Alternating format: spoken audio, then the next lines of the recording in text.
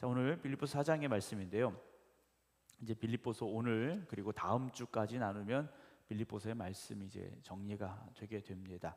오늘 8절 보게 되면 끝으로 그랬습니다. 끝으로.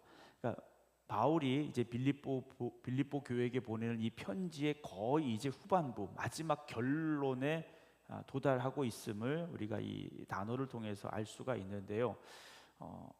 바울은 끝으로 뭘 이야기하고 싶을까라는 거죠. 여러분들이 누군가 이렇게 한참 얘기를 했어요. 한참 이야기를 하다가 앞으로 더 만나지 못할 사람이라면 무슨 이야기를 하고 싶으십니까? 앞으로 또 만날 사람이라면 뭐 지금 못하면 그때 또 해도 되고 하겠습니다만, 지금 만나는 시간이 마지막 시간이라면 여러분들은 지금 내 앞에 있는 사람에게 무슨 말을 해주고 싶으십니까? 요즘 우리가 살아가는 이 시대에 우리가 어떤 정보를 얻을 수 있는 수많은 통로들이 있습니다. 뭐 가깝게는 TV나 핸드폰을 통해서 우리가 접할 수 있는 SNS, 뭐 유튜브, 인터넷, 많은 정보들을 우리가 취할 수 있고, 또 반대로 우리가 그 정보들에 노출이 되어 있는 상황 속에서 살아가고 있습니다. 여러분, 우리가 접하는 그런 모든 정보들이 사실 정답은 아닙니다. 그릇되고 잘못된 정보를 담고 있는 내용들도 상당히 많이 있습니다. 그런 수많은 정보들 중에서 우리가 하나님의 자녀로서 무엇을 생각하고 또 무엇을 말하고 어떻게 행동해야 되는가, 그런 정확한 기준을 가지고 우리가 취사 선택할 수 있어야 되죠. 그걸 못하면 무차별적으로 들어온 정보들이 우리 안에 있는 그 무의식 중에 녹아들어 버립니다. 그래서 평상시에는 몰라요. 그런데 어느 순간 그 무의식 중에 있었던 그런 정보들이, 그런 말들이, 그런 행동들이 나도 모르게 밖으로 나올 때가 있다라는 거죠. 대표적인 게 그 유행가 가사지 않습니까? 후크송이라고 불려진 어떤 지속적인 반복성이 있는 가사들이 있어요. 우리가 길 가다 들었던 그 가사인데 전혀 내가 그 노래를 잘 몰라요. 좋아하지도 않아요. 그런데 어느 순간 어느 시점에서 나도 모르게 그 반복적인 가사들이 내 입을 통해서 나오게 될 때가 있다라는 거죠. 이건 이미 그 정보가 내 안에 들어와 있었기 때문에 내가 의도적이진 않지만 나도 모르게 나오는 말과 행동이 될 수 있다라는 거죠. 요즘 아이들을 보면 어떤 아이들은 상당히 폭력적인 아이들이 있어요. 그럼 폭력적인 아이들이 왜 폭력적일까? 아이들이 접하는 문화가 그렇기 때문에 그것들이 아이들 안에 자연스럽게 녹아들었고, 아이들도 자기도 모르게 그런 폭력적인 성향들을 가지게 되는, 그래서 말과 행동이 상당히 거칠어진 아이들을 보게 될 때도 있다라는 거죠. 어른들도 마찬가지라는 겁니다. 바울은 오늘 마지막 그들에게 이렇게 말해요. 무엇에든지 참되며 무엇에든지 경건하며 무엇에든지 오르며 무엇이든지 정결하며 무엇이든지 사랑받을 만하며 무엇이든지 칭찬받을 만하며 라고 전제가 있습니다. 무엇이든지예요. 어떤 상황, 어떤 사람, 어떤 자리에서라도 우리는요, 바울이 말하고 있는 이 6가지의 이 덕목들을요 반드시 지키려고 힘써야 된다라는 겁니다. 무엇이든지 첫 번째 뭐라고 했습니까? 참되라 그랬어요. 무엇이든지 참되라는 거죠. 참되다라는 것은요, 진실하신 하나님, 진실하신 하나님의 그 참됨을 우리가 닮아가야 되기 때문이라는 겁니다. 우리는 하나님의 성품을 가지고 창조된 사람들이에요. 근데 그 하나님이 우리에게 담아주신, 우리 안에 주신 하나님의 성품은 잊어버리고 세상적인 것으로, 어떤 세상의 다른 것들로 채워지고 그것들이 우리의 성품인 것처럼 드러나게 되는 경우들이 있다라는 거죠. 여러분, 어떤 자리, 어떤 상황, 어떤 순간에도 진리 되신 하나님의 그 진실됨을 따라갈 수 있는 여러분들이 되셔야 됩니다. 그래서 우리는요, 참돼야 됩니다. 거짓돼서는 안 된다는 거죠. 하나님에게 거짓이 있습니까? 없으시잖아요. 근데 우리는 어떻습니까? 우리 안에 참된 것보다는 거짓된 것이요 보여질 때가 있다라는 거지 않습니까? 두 번째 뭐라고 되어 있습니까? 무엇이든지 경건하라 그랬어요. 경건하라고 바울은 말합니다. 아브라함이 이삭을 번제로 바치려 할 때 하나님께서 인정하시지 않습니까? 네가 나를 경외하는 줄 내가 이제 알았다 그래요. 여러분, 우리가 하나님 앞에 서 있는 이 시간, 하나님 앞에 나아가는 우리 안에 그런 경건함이 있어야 됩니다. 창조주 앞에서는 피조물로서의 그 마음을 우리가 회복해야 된다라는 거죠. 창조주 되신 하나님 앞에 나아가는데 아브라함이 가졌던 하나님을 경외하는 마음이 우리에게 있는가라는 거죠. 성당에 갈 일이 잘 없죠. 우리 기독교인들은 성당에 갈 일이 잘 없습니다. 근데 어떤 이제 우리나라에도 성지들이 있잖아요. 그런 성지에 있는 성당들을 이제 가게 될 일들도 있고, 또 이제 유럽에 가면 성당이 참 많이 있습니다. 몇백 년 이상 된, 1000년 된 성당들도 있어요. 이렇게 성지순례나 어떤 이제 탐방을 가면 그 지역에 있는 성당들을 또 방문하게 될 때가 있습니다. 방문하게 되면 그 공간이 주는 어떤 뭐라고 해야 될까, 경건함이라고 그래야 될까요? 그런 것들이 있습니다. 물론 카톨릭 자체에 대한 어떤 문제점이나 이런 것들 지금 말씀드린 건 아니고요. 그들이 그 성당, 그들의 교회의 건물을 지면서 창조주 되신 하나님 앞에 나아가는 피조물로서 가져야 될 그런 마음가짐을 자연스럽게 가질 수 있도록 어떤 예배당의 공간에 대해서 그들이 깊이 고민했다라는 것이 느껴지는 그런 순간들을 마주하게 될 때가 있어요. 근데 우리의 교회는 지금 우리 교회를 말하는 것이 아니라 이 시대 개신교 교회들은 대부분 그렇진 않습니다.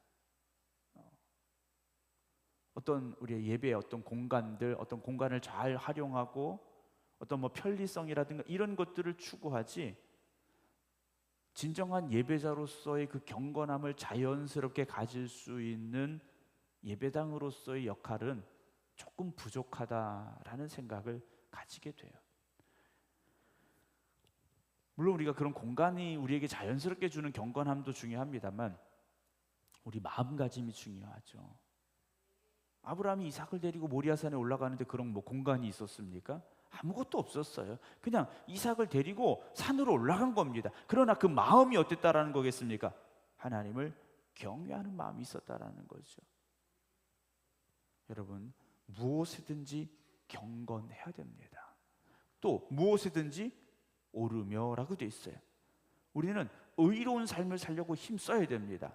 우리의 기준이 아니라 하나님의 기준에 여러분 맞추시기 바랍니다. 내 기준은 정확하지 않아요. 내 기분에 따라서, 내 상황에 따라서, 내 컨디션에 따라서 우리의 기준은요 들쑥날쑥합니다. 그러나 하나님의 기준은요 바뀌지 않아요. 그래서 여러분, 그 신앙생활하면서 내 기준으로 맞추지 마시고 하나님의 기준에 맞추시려고 노력하셔야 돼요. 우리의 기준에 맞추려면요 스스로는 만족합니다.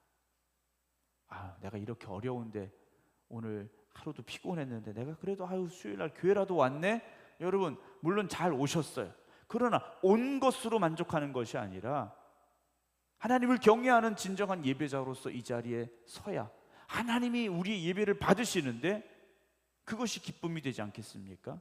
여러분, 신앙의 기준을 좀 높이시기 바랍니다. 여러분, 좀 표현이 그렇긴 합니다만 생극에 있는 학교, 중학교 다니는 아이들의 성적, 저 수도권의 강남 대치동이나 이런 데 있는 학교, 어떤 자립형 뭐 사사고 요즘 뭐 이런 학교들도 많은데 뭐 과학고도 있고 그런 데 있는 학교들의 성적 똑같은 100점이라도 똑같은 게 아니지 않습니까? 우리가 그걸 알아요. 우리의 신앙의 기준을요, 여기 지금 우리의 상황에 맞는 기준으로 만족하지 마시고 하나님의 기준에 맞추어서 우리가 신앙생활할 수 있기를 주님의 이름으로 축원합니다. 그러니까 신앙생활하면서 나보다 못하는 사람은 보지 마세요. 전염됩니다. 네. 나보다 더 열심히 있는 사람, 네, 이게 아멘을 안 하셔야 돼요. 없나요? 네. 나보다 더 기도 열심히 하는 사람, 나보다 더 전도 열심히 하는 사람, 나보다 뜨겁게 찬양하는 사람, 진정으로 예배드리는 사람, 그런 사람들을 보시기 바랍니다. 그럴 때 우리의 신앙이 성숙해질 수 있고 성장해질 수 있는 거지 않습니까? 매번 못하는 사람만 보면서 나는 그래도 아무개보다 낫네. 오늘 여기 안 나오신 분들 생각해보면 난 그래도 교회라도 왔어. 여러분, 그렇게 만족하시면 성장하지 못합니다. 도토리 키재기라는 말이 있잖아요. 그만한 수준에서 누가 더 잘나니 못나니 해봐야 별거 아닙니다. 별거 아니에요.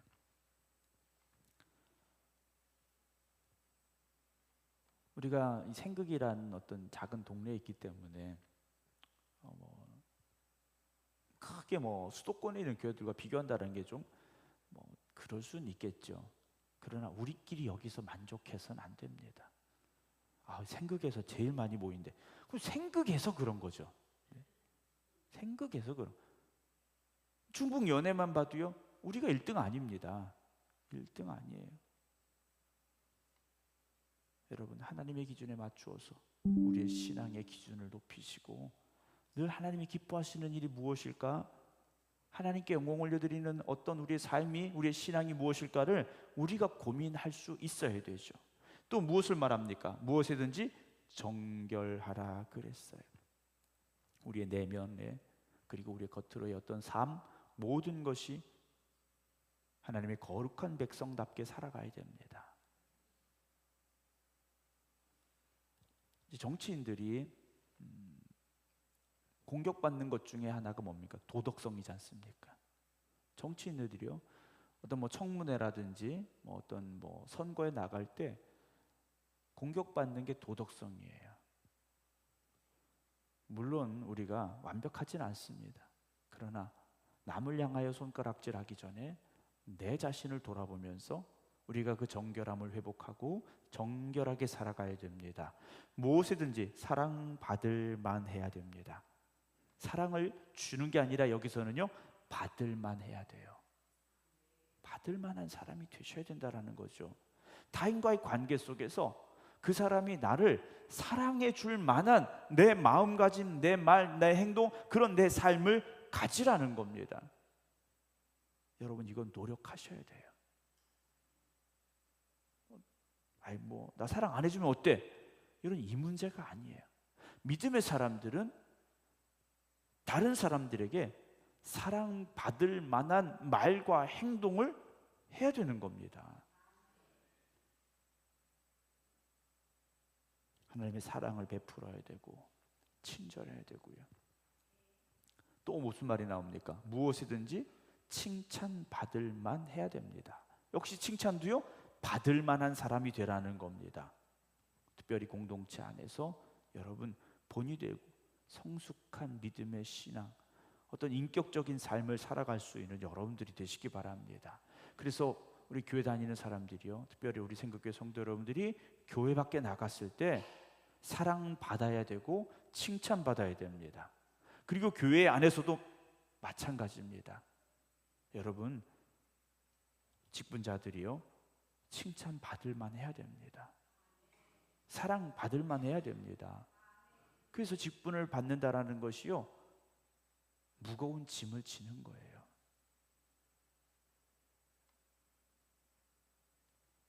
일반 직장에서도요, 직급이 올라갈수록 월급을 더 받죠. 그 대신 뭡니까? 책임이 커지는 겁니다. 책임이 커지는 거예요.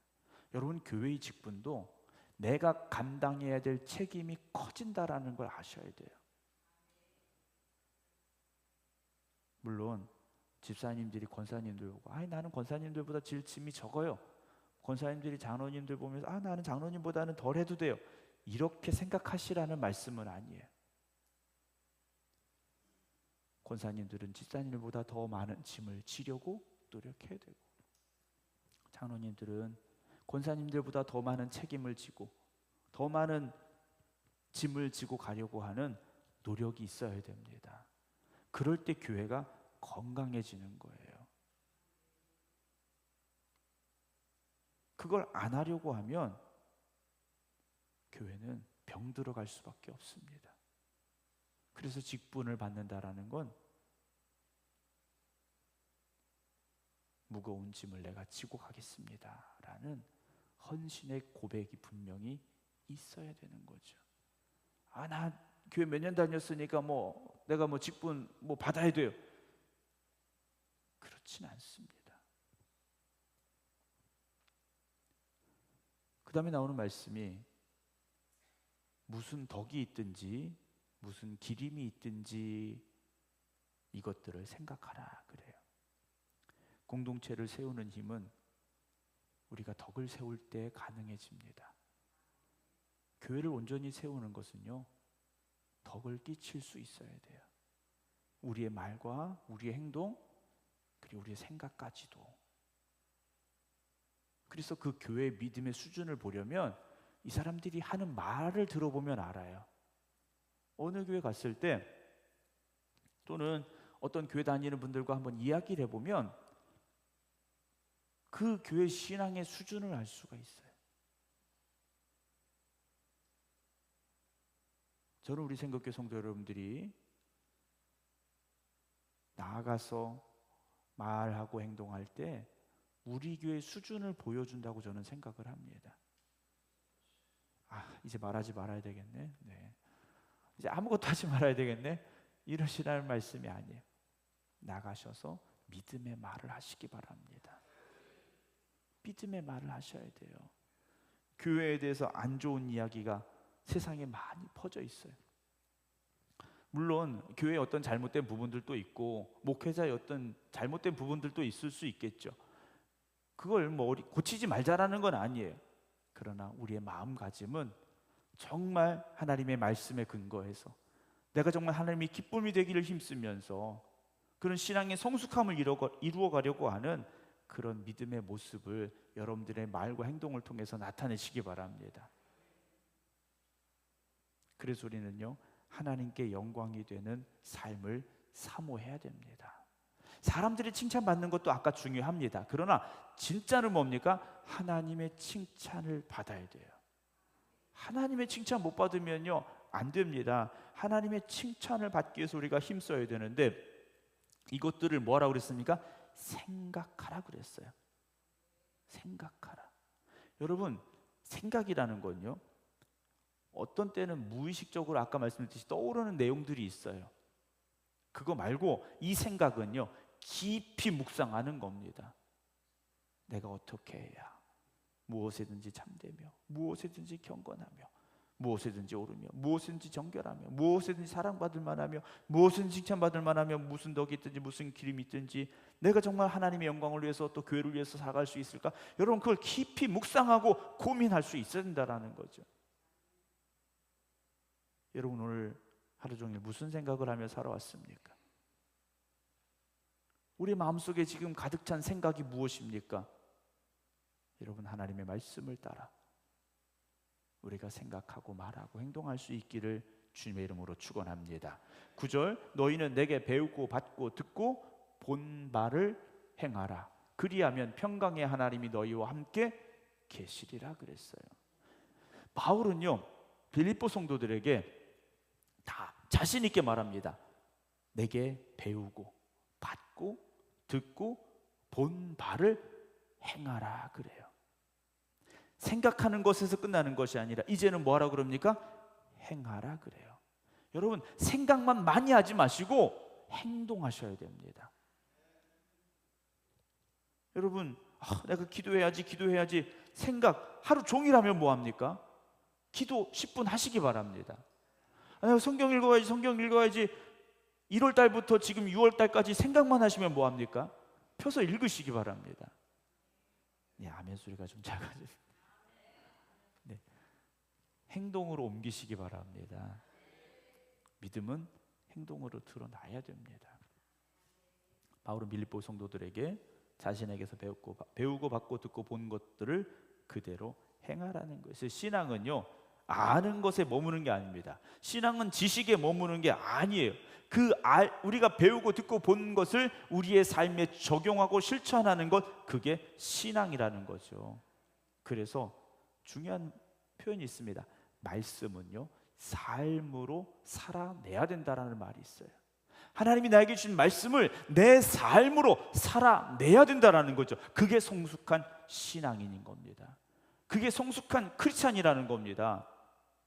말씀을 내 삶으로 살아내지 못하면 여러분, 우리는요, 지식만 많은 사람이 되는 겁니다. 아는 건 많은데 행함이 없는 사람이 되는 거예요. 신앙은 단순히 교회 오는 것으로 끝나는 게 아닙니다. 여기 우리 출석 부르진 않습니다만 출석 도장 찍으러 온 거 아니지 않습니까? 뭐 커피숍이나 이런 데 가면 커피 뭐 10잔 사 먹으면 뭐 한 잔 사 먹을 때만 도장 하나씩 찍어줘요. 그래서 뭐 10잔 사 먹으면 커피 한 잔 공짜로 주고. 교회는 그런 데가 아닙니다. 우리가 교회 1년 52주 한 번도 안 빠지고 나왔다 그래서 뭐 이렇게 신앙의 수준이 막 올라가고 이러는 거 아니라는 거죠.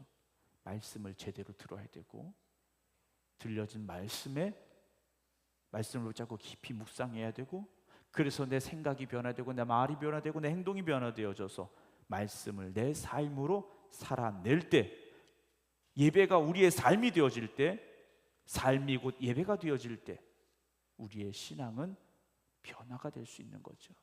그래서 그때 뭐가 되는 겁니까? 세상의 빛과 소금이 되는 겁니다. 그냥 내가 이제 세상의 소금이 돼야지, 내가 빛이 돼야지, 되지 않아요. 하나님의 말씀이 내 삶으로 드러날 때, 열매 맺힐 때 우리는 하나님의 기쁨이 될 수 있고 세상의 빛과 소금이 될 수 있는 겁니다.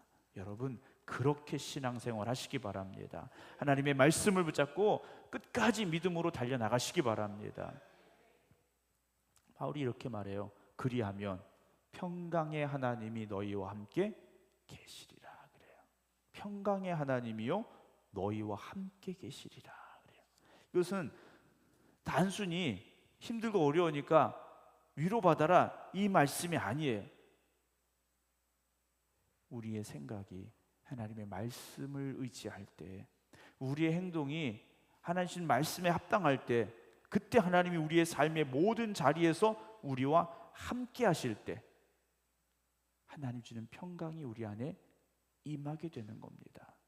부활의 주님이 오시지 않습니까? 두려워 떨고 있는 제자들에게 너희가 평안하냐 물어보셨어요. 여러분, 오늘 평안하십니까? 여러분들의 마음에 그 평안함을 누리고 계십니까? 이 평안함은요, 우리가 생각한 어떤 환경이나 조건 속에서 누릴 수 있는 평안함이 아닙니다. 아무 문제가 없으니까 평안하고, 걱정이 없으니까 평안하고, 두려움이 없으니까 평안하고, 그런 평안이 아니라는 거죠. 세상은요, 평안함을 얻기 위해서 어떤 추구해야 되는 것들이 있어요. 일단 경제적으로 안정이 돼야 됩니다. 그렇죠? 경제적으로 안정이 돼야 돼요. 집도 있어야 되고 건강하기도 해야 되고. 그런데 그것이 우리에게 진정한 평안을 주지는 못한다라는 거죠. 하나님이 우리와 함께 하실 때, 하나님이 내 안에 역사하실 때 우리는 진정한 평강을 누리며 살 수 있습니다. 사랑하는 성도 여러분, 날마다 하나님의 말씀을 붙잡으시기 바랍니다. 그리고 삶의 자리에서 그 말씀을 깊이 묵상하시고 그 묵상한 말씀대로 살려고 힘쓰시기 바랍니다.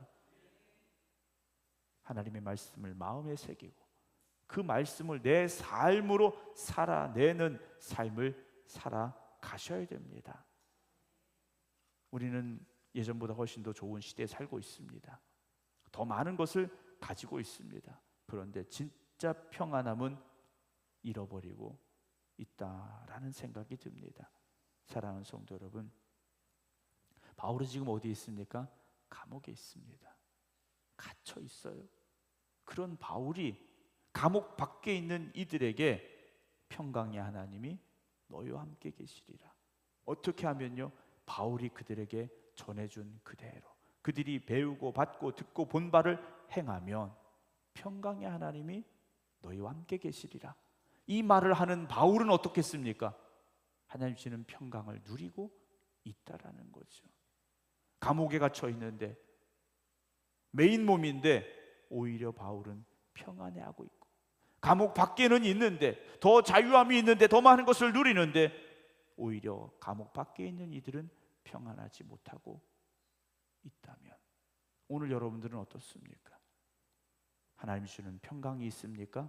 그 평안함을 누리고 계십니까? 오늘 함께 예배드리는 우리 모두가 하나님 주시는 그 평강의 복을 누릴 수 있게 되기를 주님의 이름으로 축원합니다. 10절부터 13절 말씀은 다음 시간에 다시 하겠습니다. 기도하겠습니다.